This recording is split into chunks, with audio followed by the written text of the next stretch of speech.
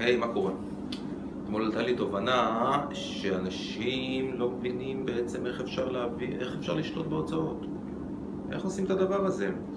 אז הדבר שצריך לעשות, אם אתה רוצה לשלוט בהוצאות, זה לדעת מה הם היו. צריך לעקוב אחריהם, אין פה גלות. חייבים לעקוב, לרשום. טכניקה שפתאום האירה את עיניי, אוזני יותר נכון, מי ששמע, זה פשוט לפתוח קבוצת וואטסאפ. לי יש קבוצת וואטסאפ עם אשתי. כל הוצאה שאני עושה, רושם את ההוצאה שהייתה בקבוצת הוואטסאפ, היא נשמרת, מה שאשתי מוציאה מכניסה לשם גם. זה יכול להיות הוצאה של 6 שקלים, 50 שקלים או 3,000 שקלים. הכל נכנס שם לקבוצת וואטסאפ הזאת.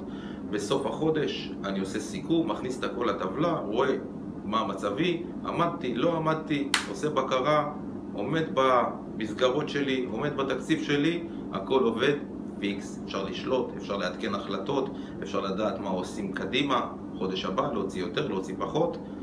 כדי שאפשר יהיה לנהל צריך לעקוב ולעשות בקרה, אין דרך אחרת. תפתחו וואטסאפ, תעקבו אחרי ההוצאות שלכם, ככה מתחילים. אחלה יום.